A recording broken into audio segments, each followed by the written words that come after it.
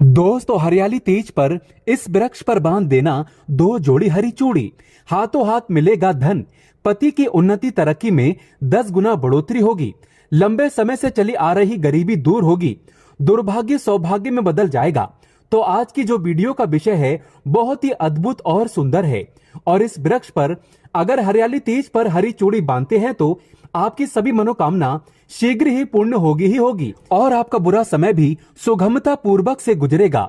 और कैसी भी आपके जीवन में परेशानी चल रही हो वो परेशानी भी समाप्त हो जाएगी। तो आइए इस वीडियो में जानते हैं सावन में हरी चूड़ी का महत्व। दोस्तों हरा रंग सौभाग्य एवं उल्लास का प्रतीक माना जाता है, जो मन को शीघ्र ही आनंदित करता है। हरा रंग प्रकृति का वो स्वरूप है। हरा रंग प्रकृति का स्वरूप माना जाता है और माता पार्वती भी प्रकृति है एवं भोलेनाथ को पुरुष माना जाता है। दोस्तों हरे रंग का उदाहरण कुछ इस प्रकार से है, जैसे सावन में भगवान शिव जी को चढ़ाए जाने वाले बेलपत्र, धतूरा, भांग एवं धूप हरे रंग का होता है। दोस्तों प्रकृति निर्माण करने वाले भगवान भोलेनाथ हरे रंग से अति शीघ्र ही प्रसन्न होते हैं।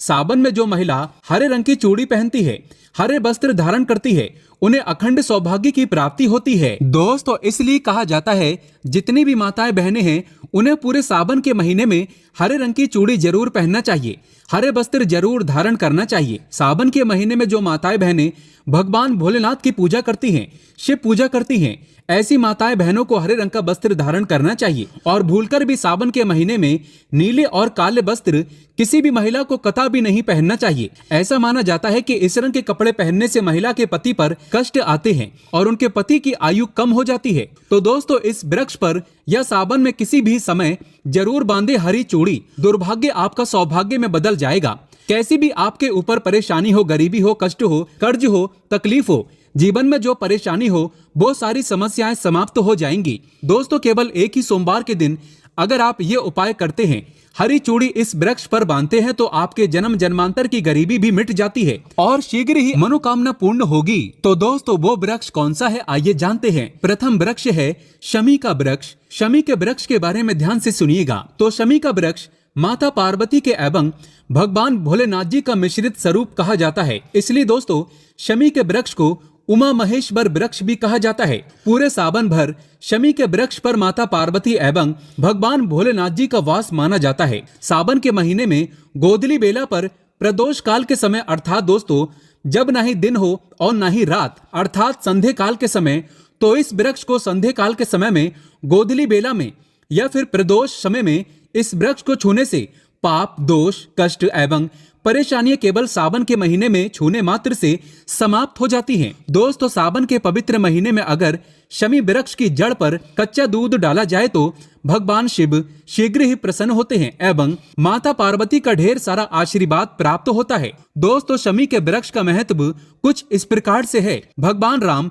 रावण पर आक्रमण करने के पूर्व भगवान राम ने शमी वृक्ष की पूजा की थी और पांडवों ने अपने दिव्य हथियार भी शमी के वृक्ष के नीचे में दबाए थे। शमी का वृक्ष जिस घर में लगा होता है उस घर का कल्याण हो जाता है और उस घर में सभी प्रकार का भौतिक सुख का वास माना जाता है। तो दोस्तों शमी वृक्ष पर उमा महेश्वर का ध्यान करते हुए 2 जोड़ी हरी चूड़ी एवं हरे रंग का रिबन जरूर बांधना चाहिए, या फिर हरे कलर का जो भी आपको श्रृंगार आदि मिल जाए वो आपको जरूर बांधना चाहिए, जैसे कि हरे रंग की मेहंदी, हरे रंग की बिंदी आदि या हरी चूड़ियां जरूर बांधना चाहिए। दोस्तों कैसी भी आपकी मनोकामना हो वो एक ही बार में पूर्ण हो जाएगी, क्योंकि इस खास समय पर यानी सावन के समय में भगवान शिव खास तौर पर वास करने आते हैं धरती पर और शमी के वृक्ष में अस्थायी रूप से वास करते हैं। शमी का वृक्ष छूने मात्र से आपकी मनोकामना शीघ्र ही पूर्ण हो जाएगी। पूरे सावन भर अगर शमी के पत्ते अगर भोलेनाथ जी को उनके पूजा में चढ़ाते हैं तो इससे अष्टलक्ष्मी आपके घर में वास करती है। आपके घर में कैसी भी गरीबी हो, दरिद्रता हो, दुख हो, परेशानी हो, गरीबी हो, बीमारी हो, सब समाप्त हो जाती है और पूर्ण रूप से आपके घर में भौतिक सुख आकर के निवास करने लगते हैं। दोस्तों दूसरा वृक्ष है धतूरे का वृक्ष। धतूरे का वृक्ष भगवान भोलेनाथ के उग्र रूप काल भैरव के अंश से उत्पन्न हुआ है। ऐसी मान्यता है कि शिवलिंग पर धतूरे के पत्ते या पुष्प फल चढ़ाने से राहु केतु एवं शनि के कुप्रभाव समाप्त होते हैं। धतूरे के वृक्ष पर सावन के किसी भी सोमवार के दिन अगर 2 जोड़ा हरी चूड़ी बांधे तो शत्रुओं से छुटकारा मिलता है एवं शत्रुओं का सर्वनाश होता है। और दोस्तों, सावन सोमवार के दिन धतूरे का वृक्ष छूने मात्र से भगवान शिव आपके घर में दौड़े चले आएंगे। दोस्तों, अगर सावन के किसी भी शनिवार के दिन धतूरे के वृक्ष पर बाबा काल भैरव का ध्यान करते हुए हरी चूड़ी अगर बांधी जाए तो घर से भूत प्रेत बाधाएं सब नष्ट हो जाती हैं, भस्म हो जाती हैं। एवं छोटे से धतूरे की जड़ अगर घर के किसी भी कोने में छुपा दिया जाए या घर में जमीन में गाड़ दिया जाए तो भूत प्रेत इत्यादि का वास घर में कभी नहीं होता है। घर से सभी बाधाएं शिव के वास होने से भाग जाती हैं। दोस्तों, जो तीसरा वृक्ष है वो है बेल का वृक्ष। अगर भगवान शिव को बेल पत्र न चढ़ाए जाए तो सावन का व्रत अधूरा माना जाता है और बिना पत्र चढ़ाए ही शिवलिंग पर जल भी व्यर्थ हो जाता है। इसलिए जब भी आप भगवान शिव पर बेल पत्र चढ़ाएं तो 5 बेल पत्रों पर उसके ऊपर में श्री राम अवश्य लिखें। इससे भगवान शिव जल्दी और अत्यंत प्रसन्न हो जाते हैं। दोस्तों, सावन में बेल वृक्ष छूने से कई तीर्थों का लाभ मिलता है। जानिए हरियाली तीज का पूजा का शुभ मुहूर्त। सच्चे दिल से कमेंट बॉक्स में लिखें ओम नमः शिवाय, जय माता पार्वती। जगत की माँ के लिए एक लाइक तो बनता है। दोस्तों, हरियाली तीज का पूजा का शुभ मुहूर्त। पंचांग के अनुसार इस साल सावन महीने के शुक्ल पक्ष की तृतीया तिथि की शुरुआत 18 अगस्त 2023 को रात 8:01 से होगी और समापन 19 अगस्त को रात 8:19 पर होगा। इसीलिए उदया तिथि के अनुसार हरियाली तीज 19 अगस्त को ही मनाई जाएगी। और दोस्तों, पूजा का शुभ मुहूर्त है हरियाली तीज के दिन सुबह 7:30 से 9:08 बाद तक पूजा का शुभ मुहूर्त है। इसके बाद दोपहर 12:25 से शाम 5:19 तक शुभ योग में पूजा की जा सकती है। जो स्त्री शुभ मुहूर्त पर पूजा करती है उसके पति को दुनिया की कोई भी ताकत हरा नहीं सकती। वो दीर्घायु हो जाता है, धनवान होने से कोई नहीं रोक सकता। उसका भाग्य 7वें आसमान पर होता है। पति पत्नी की जोड़ी अमर हो जाती है, 7 जन्मों तक का साथ मिल जाता है। महादेव धन की वर्षा करते हैं, माता पार्वती प्रसन्न हो जाती हैं। लेकिन कुछ बातों का ध्यान अवश्य रखें। खासकर तीज माता को 3 चीजें कभी मत चढ़ाना, शुभ नहीं माना जाता। आइए जानते हैं। दोस्तों, हरियाली तीज पर अगर आपको मासिक धर्म हो जाए तब ऐसे में आपको व्रत को नहीं तोड़ना चाहिए। मासिक धर्म के दौरान भी आप हरियाली तीज का पावन पर्व मना सकते हैं। आप हाथों में मेहंदी भी लगा सकते हैं, 16 श्रृंगार भी आप अवश्य करें। लेकिन आप पूजा पाठ किसी और से करवा लें और आप व्रत का पालन वैसे ही करें जैसे आप बाकी दिनों में करते चले आ रहे हैं।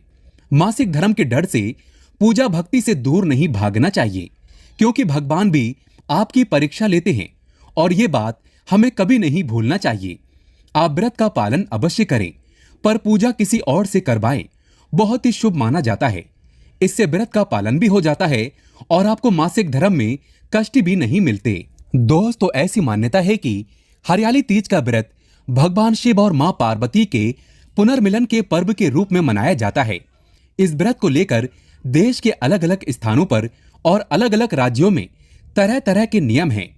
इन व्रतों का पालन अवश्य करना चाहिए। जो सुहागिन महिला सच्चे हृदय से हरियाली तीज का पावन पर्व मनाती है तो उसे 7 जन्मों तक का साथ मिल जाता है। ऐसे प्रेमी जोड़ों को स्वर्ग में स्थान मिलता है। दोस्तों, भूल कर भी व्रत के दिन ना करें ये गलतियां। हरियाली तीज का व्रत निर्जला रखा जाता है, इसीलिए व्रत के दौरान गलती से भी खाने पीने से बचें। खाने के प्रति मन में झूठी लालसा ना रखें जब तक व्रत पूरा ना हो जाए, अन्यथा व्रत खंडित माना जाता है। गर्भवती या बीमार महिलाओं के लिए इस तरह के नियम नहीं हैं। गर्भवती महिलाएं और कुंवारी कन्याएं व्रत से पहले संकल्प लेने के बाद फलाहार लेकर इस व्रत का पालन कर सकती हैं। कुंवारी कन्याएं भी हरियाली तीज का पावन पर्व मनाती हैं। इससे भगवान शिव की तरह ही अच्छे वर की प्राप्ति होती है। दोस्तों, व्रत के समय साफ सफाई का विशेष ध्यान रखना पड़ता है। ऐसे में हरियाली तीज का आपका व्रत होगा और जहां पर आप सोते हैं यानी उस बेड शीट को बदल देना चाहिए और साफ बेड शीट पर ही व्रत के दौरान बैठना चाहिए। व्रत के दौरान गंदी चादर पर कभी नहीं बैठना चाहिए। दोस्तों, खासकर हरियाली तीज पर सुहागिनों को क्रोध करने से बचना चाहिए। मुख से गंदी गंदी गालियां नहीं देना चाहिए। माता गौरी की तरह मन पवित्र रखना चाहिए। बच्चों के प्रति ममता का आचरण होना चाहिए, क्योंकि क्रोध हमेशा विनाश की ओर ले जाता है। इसीलिए तो कहा जाता है कि विनाश काले विपरीत बुद्धि। ऐसा कोई भी आप कार्य ना करें जिससे आपके सभी कार्य दूषित हो जाएं। अगर गलती से भी आपको क्रोध आ गया तो समझो आपका व्रत खंडित। माता गौरी क्रोधित हो जाती हैं और आपके घर को हमेशा के लिए त्याग देती हैं। माता लक्ष्मी भी त्याग देती हैं। व्रत के दौरान काले और सफेद वस्त्र को ना पहने, क्योंकि इसे सुहागिनों के लिए शुभ नहीं माना जाता। दोस्तों, किसी भी सुहागिन महिला को इस पावन अवसर पर यानी हरियाली तीज पर किसी पराई स्त्री के वस्त्र मांगकर नहीं पहनना चाहिए। वस्त्र आप बाजार से नए खरीदें या आप अपनी शादी का जोड़ा पहन सकती हैं। हरियाली तीज पर शादी का जोड़ा बहुत ही शुभ और पवित्र माना जाएगा। शादी का जोड़ा पहनने पर माता पार्वती अति प्रसन्न होती हैं और आपको अखंड सौभाग्यवती का वरदान देती हैं। आप चाहें तो पुराने कपड़े पहन सकते हैं। आप पुराने कपड़ों के ऊपर अपनी शादी की चुन्नी अवश्य ओढ़ लें। दोस्तों, किसी भी सुहागिन महिलाओं को दूसरी महिला का श्रृंगार मांगकर अपने माथे पर, चेहरे पर तथा पैरों में और हाथों में किसी भी हिस्से पर कभी नहीं लगाना चाहिए। बहुत ही अशुभ माना जाता है। इससे पति पर विपदाएं आती हैं, घर में कलेश बढ़ते हैं और रिश्ते टूट कर बिखर जाते हैं। ऐसे में पति का जीवन नष्ट हो जाता है। सुहागिन महिलाओं को हमेशा अपना खुद का श्रृंगार ही इस्तेमाल करना चाहिए और माता के चरणों से मिला श्रृंगार ही लगाना चाहिए। पति पत्नी को पूजा पाठ के दौरान थोड़ा संयम रखना चाहिए। इस समय थोड़ी दूरी बनाकर चलें। दोस्तों, अब जानते हैं हरियाली तीज पर वो ऐसी कौन सी 3 चीजें हैं जिसे तीज माता को कभी नहीं चढ़ाना चाहिए। माता पार्वती क्रोधित हो जाती हैं, व्रत टूट जाता है। आइए जानते हैं।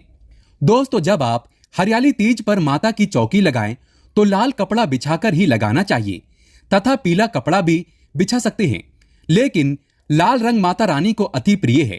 हमेशा याद रखें, कपड़ा गंदा मैला ना हो, फटा हुआ ना हो, शुभ नहीं माना जाता। माता क्रोधित हो जाएंगी। साथ ही साथ शिव परिवार सहित पूजा अवश्य करें। दोस्तों, तीजों पर माता रानी को श्रृंगार अर्पित किया जाता है, तो ऐसे में माता को खंडित श्रृंगार कभी अर्पित नहीं करना चाहिए। हमेशा ध्यान से देख लें, जो श्रृंगार आप माता रानी को चढ़ाने वाले हैं वो खराब नहीं होना चाहिए। श्रृंगार आप बाजार से नया खरीदकर ही माता को अर्पित करें। मां गौरी को श्रृंगार अर्पित करने से महिलाओं को सौभाग्यवती का वरदान प्राप्त होता है। दोस्तों, खासकर हरियाली तीज पर तीज माता को सफेद रंग का फूल कभी अर्पित नहीं करना चाहिए। हम आपको बता दें कि मां गौरी को गुलाब का फूल अति प्रिय है। गुलाब का फूल अर्पित करने से मां बड़ी प्रसन्न होती है और आपके घर में सुख समृद्धि हमेशा के लिए बनी रहती है। दोस्तों, हरियाली तीज पर जब आप अपनी सास और ननंद के लिए जो थाली सजाने वाले हैं उसके अंदर सफेद कपड़ा रखकर उपहार में नहीं देना चाहिए। अगर घर में कोई बड़ा नहीं है तो आप उनके नाम से थाली निकालकर किसी बुजुर्ग महिला को दान में दे सकते हैं। दोस्तों, हरियाली तीज पर जितना आप हरे रंग का दान करेंगे उतना ही मां पार्वती की कृपा प्राप्त होगी। घर में माता लक्ष्मी का वास होगा। सुख समृद्धि से भरपूर आपका जीवन और खूबसूरत हो जाएगा। दोस्तों, हरियाली तीज पर खासकर हाथों में काले रंग की और सफेद रंग की चूड़ियां नहीं पहनना चाहिए। इस समय हरी और लाल रंग की चूड़ियां पहनना बहुत ही शुभ और मंगलकारी माना जाता है। दोस्तों, हरियाली तीज का व्रत जब तक आपका मन नहीं है तब तक इस व्रत को नहीं रखना चाहिए। इससे आपका व्रत खंडित माना जाएगा। व्रत हमेशा सच्चे भाव और दिल से ही रखना चाहिए, शुभ माना जाता है। दोस्तों, जब आप तीज पर खाना बनाएं तो लहसुन प्याज खाने में भूल कर भी मत डालना, इससे माता गौरी का अपमान माना जाएगा। हरियाली तीज का पावन पर्व अपवित्र हो जाएगा। भगवान शिव नाराज हो जाएंगे। भोजन में आपको खीर, पूड़ी, हलवा आदि, आलू की सब्जी, छोले की सब्जी ही बनाना चाहिए। मीठे पकवान बनाना चाहिए और व्रत पूरा होने के बाद इसी भोजन को खाना चाहिए। पूजा पाठ में लहसुन प्याज का इस्तेमाल घोर पाप माना जाता है। ऐसा भोजन मांस मदिरा की तरह ही माना जाता है। दोस्तों, इस दिन चाकू छुरी घर में नहीं लाना चाहिए, बहुत ही अशुभ माना जाता है। हरियाली तीज पर झूला अवश्य झूलना चाहिए। इससे माता पार्वती तथा शिव गौरी का आशीर्वाद प्राप्त होता है। हरियाली तीज पर एक मोर पंख अवश्य घर में लाना चाहिए और पति पत्नी को अपने कमरे में लगाना चाहिए। इससे आपसी रिश्ते मजबूत होते हैं। दोस्तों, ये व्रत माता पार्वती माँ गौरी से संबंधित है। अगर आप अखंड सौभाग्यवती का वरदान प्राप्त करना चाहते हैं तो कमेंट बॉक्स में लिखें ओम नमः शिवाय, जय माता पार्वती। माँ पार्वती के लिए एक लाइक तो बनता है।